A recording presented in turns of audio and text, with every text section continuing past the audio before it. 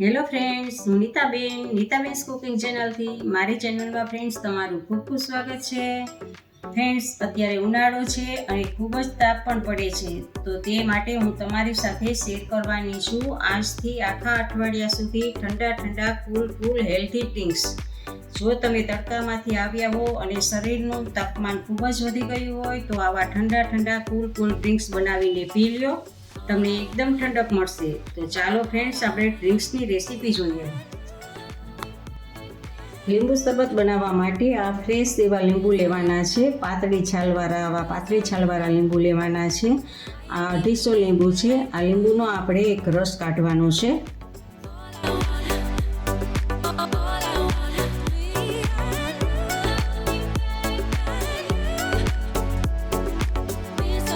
આપણે આ અડધા વાટકી લીંબુનો રસ છે, તો સામે આપણે આ 1.5 વાટકી ખાંડ લીધી છે. જેટલો લીંબુનો રસ નીકળે ને એની 3 ગણી આપણે ખાંડ લેવાની છે. અને ગેસ સ્ટાર્ટ કરીને એક વાસણમાં એની ઉપર આપણે પાણી ડૂબે એટલું ખાંડ ડૂબે એટલું આપણે પાણી લેવાનું છે. અને હવે આપણે આ ખાંડને ઓગાળવાની છે.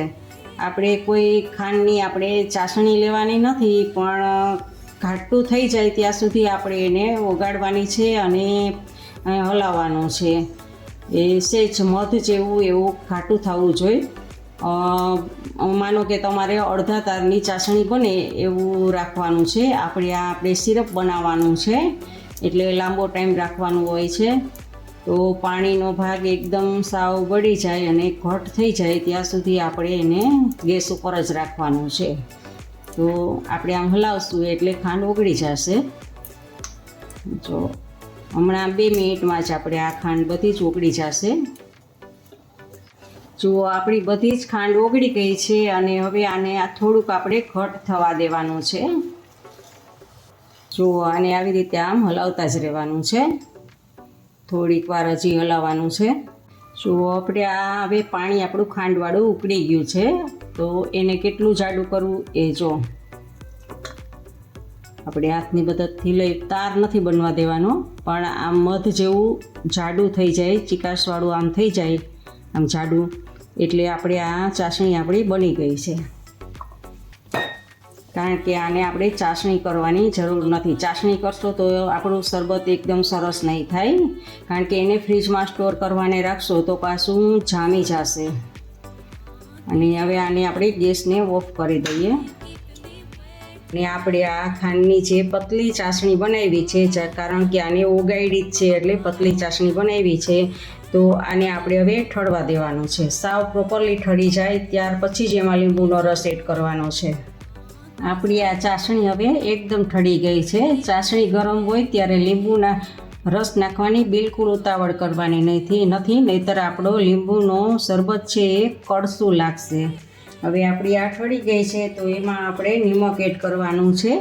આ 1 ચમચીનામાંથી આ સિંધાલું નિમક છે એ એડ કરું છું. અને એટલું જ આ સંચળ પાવડર છે એ બંને મિક્સ એમાં આપણે એડ કરી દેવાનો છે અને સારી રીતે મિક્સ કરી દેવાનું છે. આ મિક્સ થઈ જાય એટલે આપણે આ લીંબુનો રસ છે, આ અડધી વાટકી આપણે લીંબુનો રસ છે, તો 3 ગણી એમાં ખાંડ આપણી હતી. અને આપણે મશીનમાં જ લીંબુ કાઢવાના, મશીનમાં જ લીંબુનો રસ કાઢેલો છે, એટલે બીયા નથી, એટલે આપણે એને ગાળવાની બિલકુલ જરૂર નથી. અને હવે આને સારી રીતે આપણે મિક્સ કરી દેવાનું છે. તો આપણી આ લીંબુ શરબતનું સિરપ આપણું આ તૈયાર છે. તો આને હવે આપણે સ્ટોર કરવા માટે એક કાચની બોટલમાં અથવા તો પ્લાસ્ટિકની બોટલમાં ભરીને રાખી દેવાનું છે ફ્રીજમાં. 1 મહિના સુધી એવું ને એવું સરસ રહેશે. અને જ્યારે તમારે લીંબુ શરબત પીવાની ઈચ્છા થાય ત્યારે 1 જ મિનિટમાં તમે લીંબુ શરબત બનાવીને કોઈ પણ આપણા પરિવારના સભ્યોને આપી શકો છો.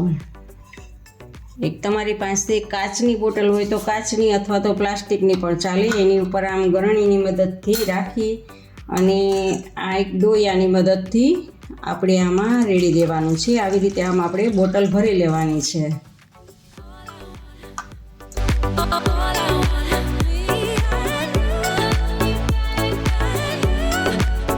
તો આપણે આ લીંબુ શરબતનું સિરપ બોટલમાં ભરીને તૈયાર છે અને ફ્રીજમાં આને રાખી દેવાનું છે. આપણે સિરપનું શરબત બનાવવાનું છે. તો શરબત બનાવવા માટે આપણે મોકટેલ પદ્ધતિથી આપણે શરબત બનાવવું હોય તો આપણે એવું કરવાનું હોય છે કે આ ગ્લાસની કિનારી ઉપર આપણે આ લીંબુને આમ ઘસી લેવાનું હોય છે, લીંબુના રસને આવી રીતે આમ. અને પછી આપણે આ કાશ્મીરી મરચાંનો પાવડર લેવાનો છે અને એમાં આવી રીતે આમ કરી અને આમ કરી લેવાનું છે બંને ગ્લાસને, જેથી એની કિનારી ઉપર એકદમ સરસ જો લાલ કિનારી થઈ જાય. હવે બંને ગ્લાસમાં મેં આ ચમચીની મદદથી 4 ચમચી આપણે સિરપ અંદર એડ કરેલું છે. તમારા ગ્લાસ નાના હોય તો તમે 3 ચમચી પણ સિરપ એડ કરી શકો છો. અને હવે આપણે એમાં બરફના ટુકડા એડ કરવાના છે.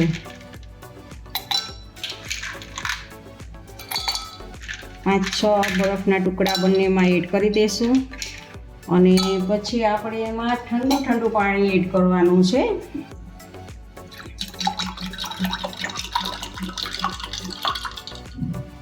વાહ, એકદમ ઠંડુ સરસ આપણું લીંબુ શરબત બનશે.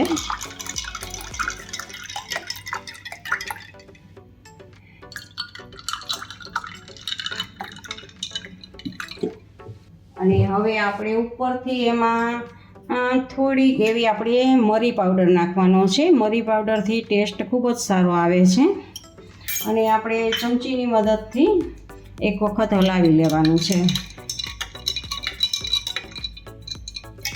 તો આ સારી રીતે આપણે હલાવી લેશું તો આપણું આ લીંબુ શરબત સિરપમાંથી તૈયાર છે. ફ્રેન્ડ્સ, તમને મારી રેસીપી પસંદ હોય તો લાઈક અને શેર કરજો. અને હજી સુધી તમે મારી ચેનલને સબસ્ક્રાઈબ ના કરી હોય તો સબસ્ક્રાઈબ કરજો, જેથી મારી નવી વાનગીના દરેક વિડીયો તમને જોવા મળે. ઇન્સ્ટાગ્રામમાં મારા પેજને ફોલો કરજો, મેં નીચે લિંક આપેલી છે. મારી રેસીપી તમે ગુજરાતમાંથી ક્યાંથી જુઓ છો અને તમને મારી રેસીપી કેવી લાગી તે કમેન્ટ બોક્સમાં કમેન્ટ કરીને જરૂરથી જણાવજો. આવજો, બાય. ફરી મળીએ નવી રેસીપી સાથે.